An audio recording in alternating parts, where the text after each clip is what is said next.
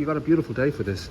So I'm thinking, in Greystones, it's a huge thing this day and age to have a shop that doesn't sell coffee or sandwiches or isn't, just a lifestyle choice. This idea that you've had 3 years, does that get you by surprise that it's done so well? Well, it's a huge milestone for us because we're still going, we're still standing, and obviously we're doing something right, I'd imagine, if we can celebrate 3 years, but it's only because of our customers. So huge thank you to them, because if not the customers, we wouldn't be where we are right now. But there's definitely a demand for sustainable, good quality toys. Not only toys, we moved on to a little bit broader. Are you doing clothes range. We have organic, sustainable clothes. We always listening to what customers are looking for. So we expanded our selection on cards. We have loads of greeting cards. We started from kids only cards, and now we have weddings, anniversaries, we have birthdays, we have everything, because the customers are looking for that. And we focus on Irish suppliers as well.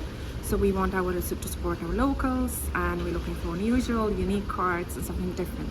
Well, I think the best algorithms in the world are just people coming in and letting you know what they want and how they react to it. And that feeling of growing with what people need and what people want, from a very sort of simple kind of wooden toys in your back garden, kind of stalls and all that, to that point where you do kind of feel the temperature of the town and you feel the pulse of what people need. Must be satisfying to sort of be in the middle of that. Well, I guess it's very important to adapt, to learn how to adapt. That's why we're always listening. That's why we always ears and eyes. And if we don't have it in the shop, we always listen what are people are wanting to.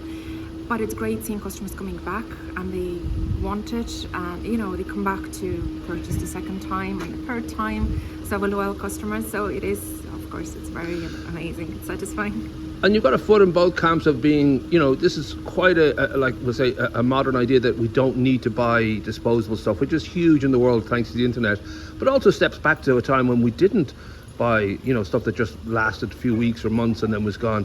This sort of, feeds into a very strong tradition that a toy should last a long time. Exactly. So we, as you know, we do offer toy rental services, and we're trying to promote it as much as we possibly can. We're working on our systems, we're implementing new systems. It's a big project that hopefully that will make sustainable toys more accessible to everyone. What the idea is, yes, that we want not only implement the circular, as much as circular economy into our everyday life, but we also want to promote that if you're buy that is of a better quality, something that will last and you can pass down the generations. That we have sustainability series where we actually talk about, do you really need to buy that? Would you think for a minute, do you really need to buy that, or can we rent it? Or if you're looking to buy, would that gift last past the birthday? Is that something that the kid will play in a week's time, in 2 weeks, or just for one day? Right. So we always, when we serving the customer, we try to find the right match.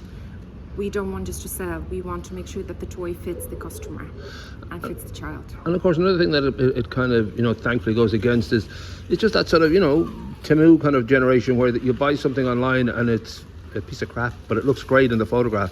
This idea that you can actually see, feel and touch, and also same second delivery, that's better than Amazon. They do the next day, you do it right there and then you can have it. Well, I think about that, it's a lot about our mentality, because even though there's always options to buy online and there's a lot of cheaper options and options that are available to be delivered next day, but it's your choice. I would always rather support the small local business. I would, even if it's more expensive in the bookshop, a local one, I'd go and support there rather than just buying on Amazon, because it's us, it's a small community, it's us people that help each other. Right. And it's Timo, as you know, it's all very easy, available, accessible. You can't we see should the say quality. other crappy Chinese websites are available, just to be fair to their balance. Well, you can't see and touch. It might be a good product, but you're unable to see it. Right. That's how I think. So if you go into the shop and you can touch and feel it. And people live almost, I remember as a kid growing up, Lucky Dip in our local Brady shop in Dalgany. You didn't know what was in the wrapper. You were just sort of happy if it was good, and you were sort of, that wasn't great, but I don't care. It wasn't very expensive.